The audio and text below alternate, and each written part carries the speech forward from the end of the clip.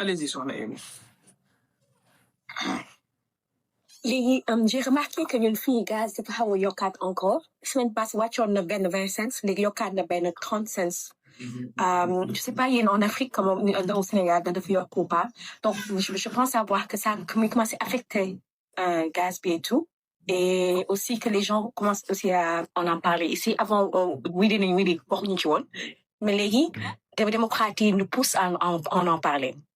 donc je voulais savoir ce take on it. D'accord bon xawma gaz actuellement yokku na fortement wala mais d'après li ma xam gaz bi ñu daan jëndee 4500 ba léegi moom lay jar d'après li ma xam ba léegi 4500 lay jar donc yokkuwul ci diggante bi Sénégal dañoo am politique de subvention parfois état dafay subventionner yenn affaires et tout problème de politique de subvention boobu noonu am na yenn réew yoo xamante ne seen logique politique demeewul noonu ils sont pas duñu def trop du socialisme ci seen politique wala ay état di intervenir pour bloquer les prix pour que population bañ a yegg cher à vie. Des pays comme États-Unis c'est des pays hyper capitalistes voilà you work you win for you gain your life by your work. État n'a rien à faire pour toi il crée juste des opportunités donc s'il y a flambé des prix you deal with the market ñoom noonu la ñuy doxee en fait bon am na ay détails nag yuñ mën a xóotal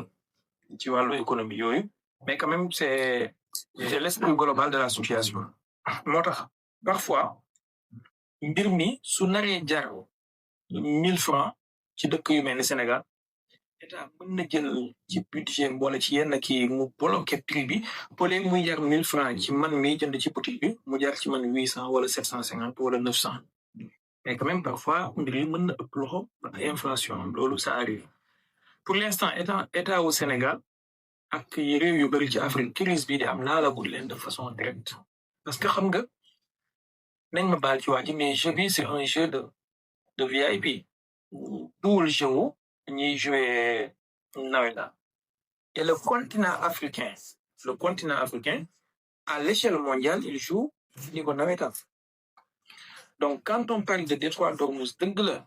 mën na impacter continent africain bi mais pas à court terme peut-être à moyen terme ndax dëgg la danañ am problème mu famine ñoom ay problème mu famine la ñuy wax ñoom ay problème mu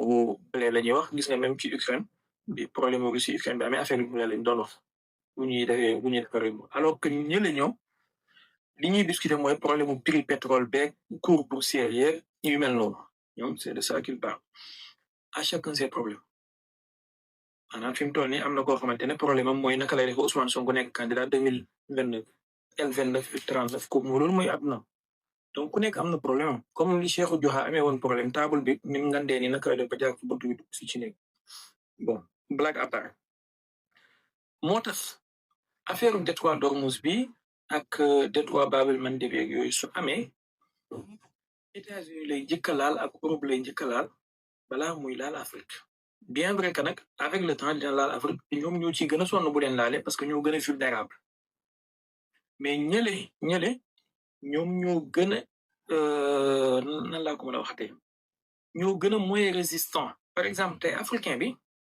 luy mën a yokk ci moom mu muñ ne yàlla baax na li jënd ko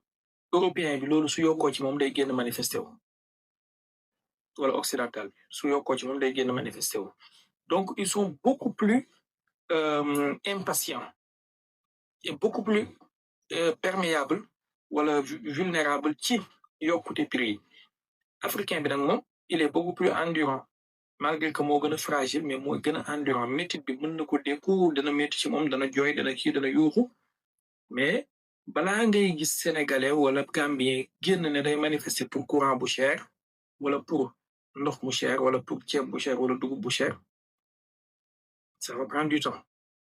ça même en 2011 jamono Abdoulaye ba ñuy commencé di génn pour manifester il a fallu mu am beneen cause bu ko waral muy affaire nu koy waxatee sax dévolution monarchique M23 juin yooyu affaire bi catalysé mu nekk catalyseur bu kii mouvement bi yëpp mais coupure courant fii ceeb yokku fii pétrole yokku fii beñe dugub yokku fii du gaaw a génnee nit ñi en fait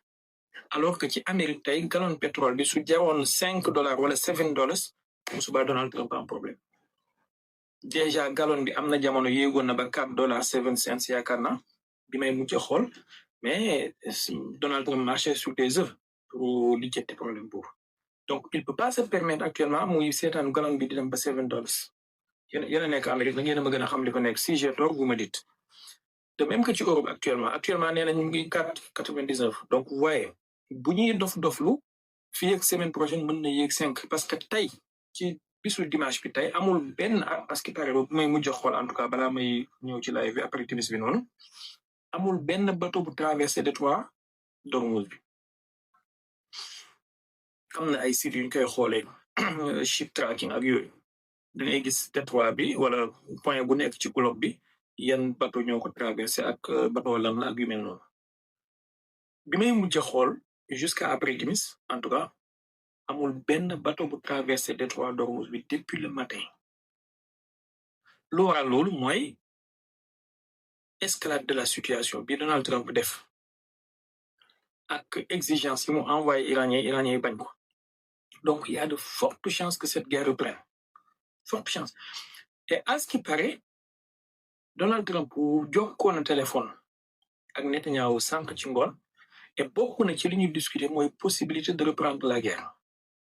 donc bu mu leen bett su ay dóor ak ay missile commencé waat dinaaw tey bu mu leen bett voilà moo tax Iraniens ils ont endurci leur position ak leur contrôle et apparemment aussi j'ai vu que te lii c'est hyper important ngeen baal ma waxuma ko sànq dëkk bi Thierno Mouride Sadikh nekk xam ngeen ko mooy dëkk bi Dubai nekk soxla bëgguma tudd pour dëkk bi kii bi mais dëkk bi Dubai nekk dañoo am centrale nucléaire xam ngeen centrale nucléaire civile buy produire électricité tey dañoo jékki-jékki am ay drone yu attaqué environnement centrale nucléaire ba apparemment am na benn drone sax bu touché yenn ci circuit électrique yi nga xamante ne ñooy alimente centrale bi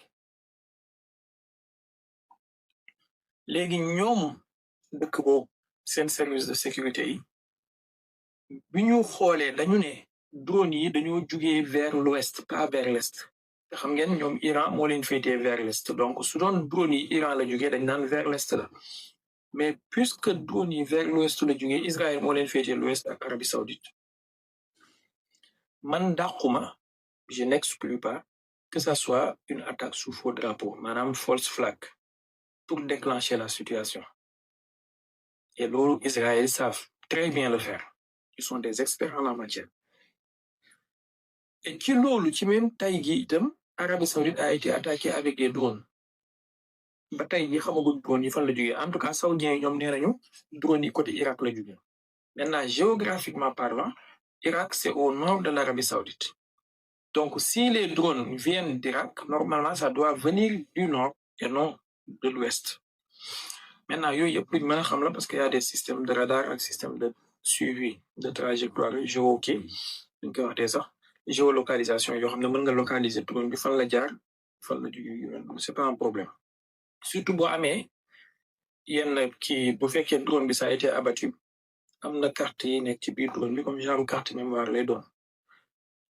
carte de navigation boo ci amee accès mën nga kiiwaat retracé waat système ak ciblage bi yëpp loolu c'est kii jafewul donc voilà un peu ce qui fait que la situation actuellement est très tendue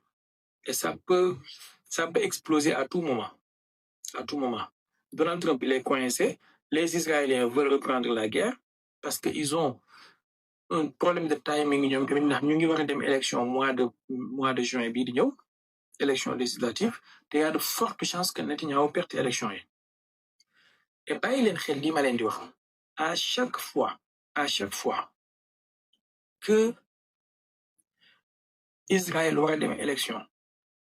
il y a de fortes chances ñu escalader la situation wala à chaque fois ñu war a convoquer Netanyahu au tribunal il y a de fortes chances ñu escalader la situation voilà donc c'est à surveiller peut-être début de semaine bi jusqu'à la fin espérons que jàmm rek xew inchallah allez-y s'il y a d'autres questions maa ngi jégalu j'ai été trop long salaamaaleykum Cheikh bi ñu ngi lay ziar di rafetlu bu baax analyse yi nga xam te ni da nga koy faral def ci géopolitique bi muy analyse yu am solo depuis un certain temps ñu ngi lay suivre mais vraiment xam-xam ngay indi ci say analyse da nga koy teg ci yoon daal man dama amoon benn question mooy bu fekkee dañoo reprendre xeex bi diggante États-Unis ak Iran est-ce que du indi catastrophe mondiale parce que boo xoolee avant ñuy def cessez-le-feu bi cible yi nga xamante ne États-Unis amoon na ko biir Iran yëpp atteindre na ko explosé na plus de 10 000 cible xaw ma 12 000 gisatuma lan la mën a ciblé waat lu dul ay installation électrique ak ay centrale électrique wala installation nucléaire yi nga xamante ni ñoo nekk Iran te aussi Iran dafa menacé ni bu fekkee dañ leen a bombardé dañoo bombardé seen installation yooyu ñoom dañuy bombardé yi nekk ci suuf yi nekk ci Moyen-Orient bi yëpp ay ñoom Qatar yëpp détruire câble sous-marin yi ba pare bloqué détroit de Bab el-Mandeb yooyu yëpp bu fekkee def nañ ko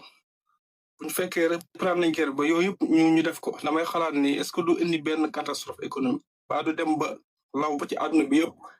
yëpp sentir xeex bi mu déclenché beneen 3e guerre mondiale man loolu mooy sama inquiétude ma bëggoon na cee laaj sa xalaatal. D'accord merci beaucoup ñu ngi lay jaajëfal bu baax son émi sa question dafa jeexoon yow tamit wala. Yeah, I was going to mention too that we're going to have an upcoming election coming up here too, also in November, where Senate be at House be. With this keep coming, it's going to be insane for us. As a Democrat can sway this up though. So price gas keep coming and the Iran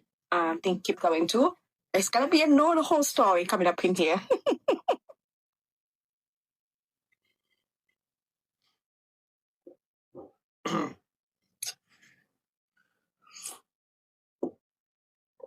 Je te jure, son aimé, c'est des Anglais sur nous. Des Anglais sur nous, des purs Anglais sur nous. Li ngay wax ni soxna dada xamu ci dara yaa ngi mel ni kuy làkk chinois pour moom. Alors ngeen may ko loolu te xoolal aimé mi ngeen di gis ne sénégalaise la de loolu ni yàlla sénégalaise la ay ni gis ngeen elle nous balance des missiles comme ça des Forong-Chat des Tomahawk des Jassams comme ça. Extraordinaire léegi mbokk mi sëñ Brown am naa ma tontu question bi en attendant émi président ndax mbir mi su guerre bi amaatee du mën a dégénérer en politique il ne faut jamais dire jamais man j'évite parfois d'être catégorique ci nier benn affaire li tax loolu bokk na ci mooy su dee acteurs yi nga am ñoom ñëpp ñu raisonnable lañ ñu prévisible lañ ñu réaliste lañ là mën nga catégorique ci yenn affaire yi parce que tu peux projeter ton analyse ci benn temps par exemple nga ne fii ak 1 an wala fii ak 2 ans selon acteur bi ak ni nga ko xamee mais su dee tu as des acteurs qui sont irrationnels wala qui sont instables wala qui sont imprévisibles là tu peux pas risquer d'être catégorique ci yenn analyse yi. Maintenant, sur la scène internationale, dafa am ay acteurs yoo xamante ne ils sont rationnels et raisonnables. C'est le cas des Chinois, c'est le cas du Poutine de Poutine. Ak lu ko nit bañ c'est quelqu'un très prévisible et très rationnel. Tu peux prévoir Poutine lan la mën a def ak lan la sañu a def. C'est le cas des Iraniens, ils sont très prévisibles et très rationnels. Mais aux États-Unis, on a des gens qui sont pas prévisibles actuellement au pouvoir. Mooy Donald Trump. On a Netanyahu qui est irrationnel, qui c'est un fou furieux en réalité. Netanyahu, c'est un fou furieux. Donc, fuite en avant lay def éternellement. Su doon démocrate yi ñoo nekk au pouvoir, entre parenthèses, je vais vous donner un exemple ci li ma wax nii. Vladimir Poutine, avant élection Donald Trump, du ñàkk am nañu ko seetaan ci yéen. Avant élection 2024 ci États-Unis dañ ko laaj ne ko Joe Biden ak Donald Trump kan moo la ci gënal pour mu nekk président. Vladimir Poutine a dit Joe Biden yaakaar naa forum de Saint-Pétersbourg la ko waxee woon wala forum de Valdai mu ne Joe Biden gars yi reetaan foog ne. voilà Valdai la woon merci. gars yi reetaan foog ne Poutine second degré lay def wala dafay moquer mu ne leen c'est du sérieux il a expliqué après mu ne leen parce que bu dee Biden la Biden il fait partie de l'ancienne école c'est quelqu'un de prévisible c'est un politicien classique mën nga prévoir ses actions et tu te prépares en conséquence. Or Donald Trump il n'est pas prévisible donc il sera très difficile à cerner façon bu mel ni la wax donc tey non loolu du Kamala Harris Joe Biden la woon boobu Joe Biden ki yegul woon retiré gul woon je me rappelle il a même dit qu'il fait partie de l'ancienne école donc tey li tax duma catégorique ci ne mbir mi mënul nekk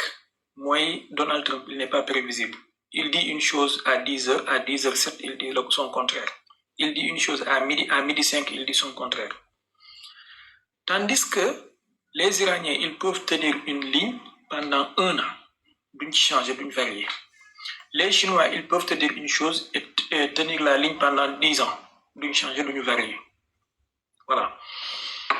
Donald Trump xoolal bi ñëwee léegi ñaata mbir la somb bàyyi ko mbirum Groenland bi kenn xamul fu mu mujj léegi taxe tarifaire yeeg taxe de douane yi kenn xamul fu mu mujj nangam coow li dugg fii génn fii tey yow yaa baax bu ngoonee ki baaxoon ci suba si moom moo bon moom lay saaga alors que les Chinois ne sont pas comme ça moo tax cette irrationalité là des acteurs opposants voilà des acteurs dans ce conflit ne me permet pas d'être catégorique que ne la du am maintenant qu'est-ce qui me reste mooy de faire des pourcentages et des probabilités pourcentage yu mbir mi dégénéré à une guerre généralisée man ce que les gens appellent guerre mondiale je l'appelle guerre générale ou la guerre généralisée parce que je considère que le monde est en guerre depuis 1945 donc guerre mondiale mu ngi am ba léegi qu'est-ce qu'il appelle guerre mondiale en réalité concept bi ñu jox ci guerre mondiale je considère que c'est un concept colonial maanaam européens yi ñooy am seen problème seen biir di guerre seen biir il s'appelle ça guerre mondiale ñoom bu ñu sojee ñëpp dañoo war a saqat pour ñoom il y avait le ministre des Affaires étrangères de l'Inde Jayshekar qui avait dit ça à je crois c'est Van der Leyen ou Meloni ne ko pourquoi le problème des Occidentaux doit être le problème du reste du monde c'est un problème du suñu problème tandis que yéen problème reste du monde bi vous en fichez royalement donc peut-être mën nañu utiliser istilahu guerre nucléaire peut-être mën nañu utiliser guerre nucléaire ça peut se comprendre mais quand on dit guerre mondiale man je considère que c'est un concept nan laa ko mën a waxee sax dañoo galvauder sens bi ñoom seen problème la ñun on nous épargne bu ñu deret ji laal maintenant est-ce que cette guerre peut être une guerre généralisée avec des ramifications et avec le jeu des alliances il y a une probabilité que ça arrive il y a forte chance que ça arrive même à quel pourcentage je donnerais cela peut-être 15 à 20% voire même moins que ça je dirais 10 à 15%. C'est beaucoup plus de 10 à 15%. lu tax mooy dëgg la côté Occident jeu des alliances yooyu mën na fa am alliance directe alliance systématique alliance automatique mën na fa am maanaam tey Trump ci duggee ci dara avec l'influence des États-Unis mën na xëcc européens yi ci biir mën na xëcc OTAN ci biir par contre type d'alliance boobu ça n'existe pas ci diggante Iran ak Chine ak Russie maanaam ñoom il vous parle de coopération il vous parle de partenariat il vous parle pas d'alliance xoolal seen discours yëpp ak seen documents yi ñuy signé yëpp entre la Chine et la Russie il vous parle de partenaires stratégiques pas d'alliance wala d'alliés stratégiques il vous parle de partenaires stratégiques entre l'Iran, la Chine et la Russie, il vous parle de partenaires stratégiques ou de partenariat stratégique. La notion d'alliance chez eux, c'est quelque chose de,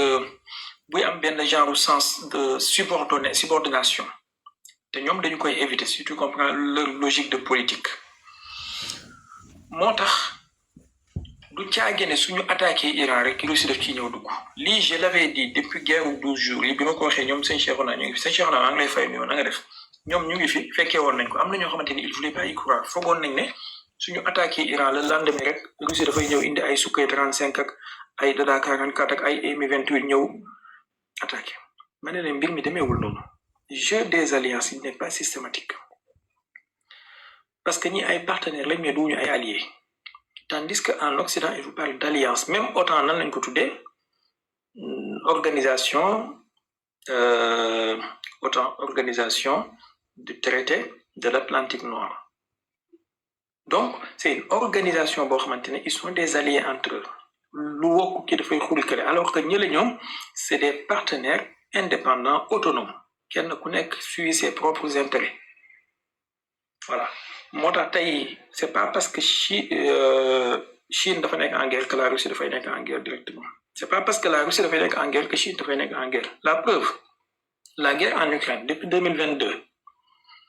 ba léegi ñu ngi gis rôle bi chinois yi di jouer maanaam ils s'y mettent pas à 100% te ñun ñëpp xam nañu ne li chinois yi di jëriñ Russie moo ëpp lu iranien yi di jëriñ chinois yi et malgré ça la Chine reste un peu à l'écart et joue les diplomates joue les bons offices et autres malgré que mu ngi soutenir Russie ci yenn aspects yi nga xamante ne ça lui permet de contourner les sanctions et autres vous voyez donc ci Iran tamit noonu lay doon ils vont continuer de soutenir les Iraniens ils vont continuer de les aider à fabriquer leurs missiles à se défendre à cibler et autres mais pas ñëw entrer en guerre pour l'Iran maintenant qu'est-ce qui peut arriver xëy na su ma paree fii dinaa wàññiwaat pourcentage bi qu'est-ce qui peut arriver les États-Unis wala les Occidentaux se trouvent dans une impasse bëgg fuite en avant ils s'attaquent à des bateaux chinois wala à des intérêts chinois directs soxna Fanta Mayta maa ngi lay ziar kii dafay jaay ay parfum yu neex maa ngi ñaan ngeen dem di suivre page am Canada la nekk yéen ñi nekk Canada ak li ko wër dee leen commandé ci moom ay parfum yu am solo lay jaay léeg-léeg mu dóor ñu accent québécois bi c'est de l'accent québécois sur nous quoi alors donc bu ñu attaquer des intérêts chinois directement wala des intérêts russes directement de façon ostentatoire là ça peut déclencher une réaction et c'est pas aussi direct ça parce que léeg-léeg réaction bi mën na gën a timide gis nañ ko bi ñu attaquer Nord Stream 1 ak 2 les Russes n'ont pas réagi de façon violente comme il se devait moo tax li may ragal mooy bu guerre bi amaatee il y a des scénarios que j'ai formulés ci yu mën a am première chose mooy premier scénario jàppal leen ma ko les Américains et les Israéliens vont attaquer à nouveau une attaque surprise boo xamante ne ni ça consistera à essayer de liquider l'actuel leadership iranien ñoom Khalibaf ñoom Araghchi ñoom Khamenei fils ñoom ñëpp ñu jëm leen a cibler et ils vont aussi viser les ports et les installations les îles iraniennes les ports et les îles ak les installations pétrolières gazières surtout South Park ak île de Karg luy objectif bi bu boobaa c'est pour essayer de paralyser l'Iran complètement et ils vont essayer parallèlement à ça d'armer des insurgés ci Baloutchistan ak ci Kurdistan pour ñu jéem a dugg ñoom tamit créer ay insurrection c'est fort probable et c'est même plausible pour moi loolu su amee Iraniens yi seen réponse lan lay doon ils vont utiliser leur type de missile lu mel ni Zoher ak lu mel ni Zulfaqar ak lu mel ni l'autre là Desfoul et avec ces missiles là qui n'ont pas encore été utilisés en grand nombre ils vont cibler les ports et les installations dans les pays du Golfe surtout les Émirats arabes unis ils vont prendre un sacré coup boobu moom bu amee je conseillerais à tous mes amis de Dubaï de faire leur valise ça sera un sacré coup ñaareel bi ils vont cibler aussi à leur tour les installations pétrolières des Saoudiens surtout port bi nekk Yambo ci vers mer Rouge bi. Maintenant, si ça continue à s'endurcir, les autres alliés de l'Iran mën nañu dugg en jeu comme les Houthis. Ils peuvent bloquer le détroit de Bab el-Mandeb. Actuellement xam ngeen le porte-avions Charles de Gaulle wax nañu ne vers le 6 mai traqué nañ ko ci mer Rouge bi foofu ci wetu Bab el-Mandeb. Et dégg ngeen Macron li mu wax bi mu demee dëkk boobu mu doon football ak suñu waa ji suñu polygame national bi nu mu tudd dëkk boobu Kenya. Dégg ngeen li mu fa wax que ne la France n'a aucune intention de se mêler de ce conflit nangam. li mu wax noonu du loolu la bëgg a wax li mu waxut moom la bëgg a wax voilà maintenant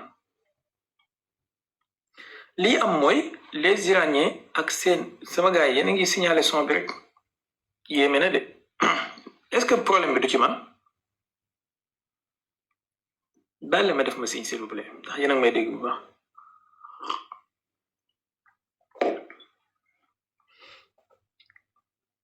je pense que peut-être problème bi ci man la son bi baax na mbokk yi kon xool leen seen volume téléphone yi s'il vous plaît donc ma ne su lii amee Iraniens yi mën nañu réagir noonu et dans ce cas il y a 2 pays wala 3 yuy mën a dugg ci guerre bi contre les Iraniens peut-être même 4 pays bi ci njëkk mooy France Angleterre Allemagne ak Australie ñeenti pays yi y a de fortes chances bu boobaa ñu ànd ak américains yi dugg ci guerre bi et bu ñu duggee ci guerre bi les Iraniens n'auront pas de choix je vous le dis lii gardez leen vidéo bi si vous voulez j'ai pas peur d'avoir tort mën naa am ma juum mais lii moom laa gëm moom la ma sama analyse jox selon données yi ma am les Chinois ne vont pas entrer en guerre pour soutenir les Iraniens les Russes non plus li am mooy ils peuvent aider les Iraniens avec des systèmes d'armes et ci cas bi bu tollee foofu si l'Iran ne fait pas de test nucléaire le régime va s'effondrer probabilité la pour moi li mooy premier scénario bi ñaata laa ko jox ci pourcentage entre 35 à 40% pour scénario bi déroulé maanaam attaque bi am Iranien riposte durement nangam. Deuxième scénario bi mooy bona maanaam Netanyahu ak Donald Trump constatant leur échec essayer de se sauver la face en disant oui léegi nous allons accepter la proposition des Iraniens et puis ils ont fait une bonne proposition malgré que Iraniens ils sont campés sur leur position ñu accepter un deal.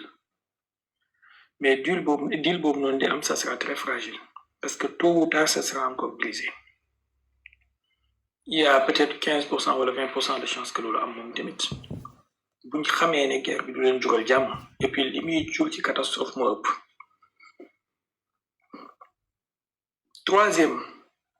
troisième probabilité bi wala troisième scénario bi mooy l'utilisation d'une arme nucléaire tactique sur l'Iran. Madame, ça n'a jamais été aussi plausible pour moi, l'utilisation d'une arme nucléaire tactique sur l'Iran. Vous voyez que le jargon militaire, dañuy wax minuit moins 5, minuit moins 2, minuit moins 3. Je pense qu'actuellement, on est à minuit moins 2. Dans ce cas, sous l'eau amee, qu'est-ce qui va se passer? Les Russes ne vont pas utiliser leur arme nucléaire pour défendre les Iraniens. Les Chinois non plus. Ce qui va se passer mooy bu dee Iran am na ay installations aussi sophistiquées et stratégiques pour faire des attaques en second, ils peuvent utiliser des bombes sales contre Israël ak contre yenn centres yi ci pays du Golfe bi. Mais je pense su dee ci semaine bi la am wala ci semaine yi la commencé yaakaar naa ne Iraniens yi dinañ xaw a éviter Arabie Saoudite à cause du Hajj. Danañ éviter Arabie Saoudite. Ils vont peut-être laisser ce boulot-là aux Houthis. Même bu fekkee danañ taper sur l'Arabie Saoudite, ça sera des frappes un peu bien calculées. Ils vont pas essayer d'escalader la situation trop loin avec le Hajj. Danañ bàyyi peut-être ba Hajj bi passé pour ñu régler seen compte ak saoudien yi.